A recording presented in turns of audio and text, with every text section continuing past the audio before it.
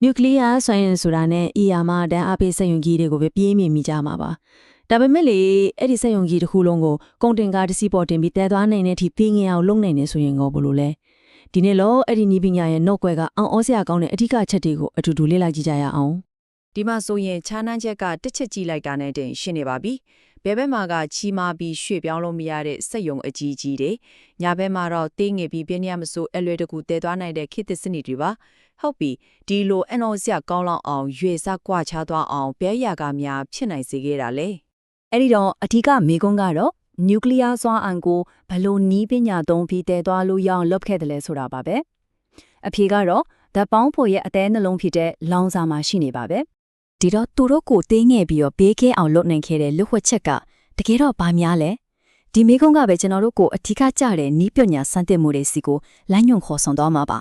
အဲ့ဒီချိုးဝက်ချက်ရဲ့အဖြေကတော့ဓာတ်ပေါင်းဖို့ရဲ့အထူးကြတဲ့ဒေါ်လာပြောင်းလဲမှုကြီးနှစ်ခုတနည်းအားဖြင့်လောင်စာအမျိုးအစားတဲ့နှစ်ခုမှတည်ရှိနေပါတယ်ကဲအဲ့ဒီအောင်စရာကောင်းတဲ့နီးပညာတွေကဘာတွေလဲဆိုလားအတူတူကြည့်လိုက်ကြရအောင်ပထမဆုံးတစ်ခုကတော့ TRI ဆိုလို့ခေါ်တဲ့လောင်စာပါဒါကတာမန်လောင်စာချောင်းတွေလို့မဟုတ်ပါဘူးဘိန်းစီအရွယ်စားလောက်ပဲရှိတဲ့လောင်စာအမုံလေးကိုအလွန်ခိုင်ခန့်တဲ့အကာအကွယ်အလွှာပေါင်းများစွာနဲ့ထပ်ပြီးတော့ကိုဖုံးအုပ်ထားတဲ့အဆင့်မီနီးပညာတစ်ခုဖြစ်ပါတယ် TRSO ဘာလို့ဘေကင်းမှုအပဲအထူးထုတ်လုပ်ထားတဲ့လောင်စာလို့ပြောကြလဲဆိုတော့သူဟာအင်မတန်ကိုမြင့်မားတဲ့အပူချိန်ကိုခံနိုင်ရရှိအောင်အထူးဒီဇိုင်းထုတ်ထားတာပါဆိုလိုတာက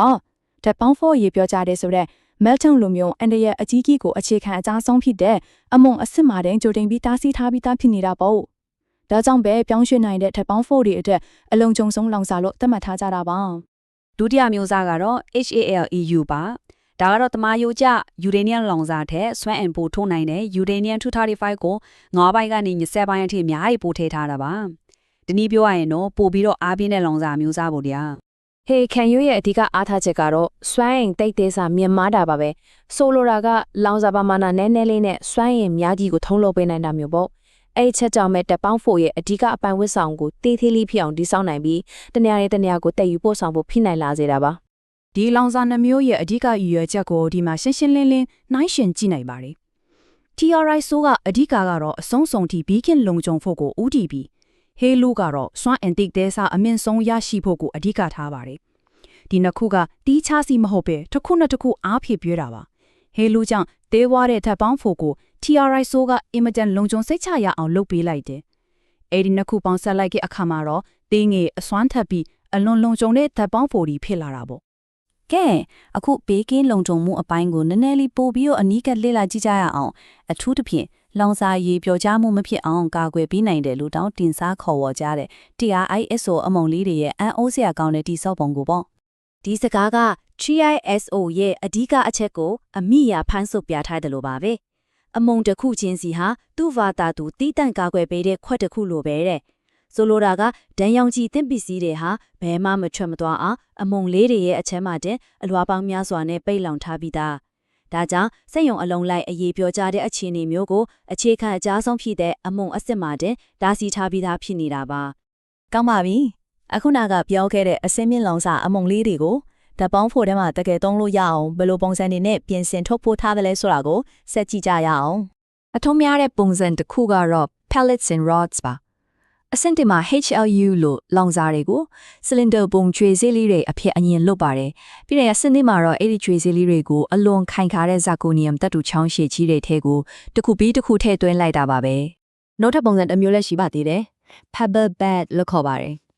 ်ဒီမှာကျတော့အလွန်လုံခြုံတဲ့ TISO လောင်စာအမုံလေးတွေကိုတစ်နှစ်ပုံလုံးအရွယ်စားလောက်ရှိတဲ့ graphite ဘုံလုံးလေးထဲမှာထည့်သွင်းမြူနှံထားတာပါဒီပုံစံရဲ့အဓိကအားသာချက်ကတော့ဓာတ်ပေါက်မိုးတွေကိုလောင်စာအသစ်ပြင်ဖြစ်တဲ့အခါလုပ်ငန်းစဉ်ကအရန်ကိုရိုးရှင်းလွယ်ကိုသွားစေတာပါပဲကဲအခုဆိုရင်တော့အဓိကကြတဲ့နည်းပညာတွေကိုအတော်လေးနားလည်သွားလို့ဒီထင်ပါတယ်ဒီတော့ဒီလိုရွှေ့ပြောင်းနိုင်တဲ့နျူကလ িয়ার စနစ်တစ်ခုလုံးရဲ့အဓိကအချက်လက်တွေနဲ့စွမ်းဆောင်ရည်တွေကိုအချင်းချုပ်အနေနဲ့တစ်ချက်ကြည့်လိုက်ကြအောင်ဒီဇာတ်ကိုကြည့်လိုက်ရင်အောက်လုံးကိုခြုံငုံမိသွားပါလိမ့်မယ်အဓိကတစ်ဆင့်ကတော့စွမ်းရည်တည်တဲ့စောမြင့်တဲ့ helium အမျိုးအစားယူရေနီယမ်105ဖြစ်ပြီးလောင်စာပုံစံကတော့အလွန်လုံခြုံတဲ့ TRO အမုံဒါမှမဟုတ်ကြွေတောင်းတွေပါစိတ်ဝင်စားစရာအကောင်းဆုံးကတော့ဒီခါလောင်စာဖြည့်ထားရုံနဲ့9နှစ်ခနဲ့အနည်း20ထိတက်တန်းရှိတာပါပဲပြီးတော့ဓာတ်ပေါင်းဖို့မျိုးစားပေါ်မူတည်ပြီးအေးပေးဖို့အတွက်ရေဟီလီယမ်တန်ငွေ့ဒါမှမဟုတ်ရေကြိုထားတဲ့စားတော့ကိုအသုံးပြုပါတယ် ဒီတော့နောက်ဆုံးအနေနဲ့စဉ်းစားစရာလေးတစ်ခုနဲ့အဆုံးသတ်ချင်ပါတယ်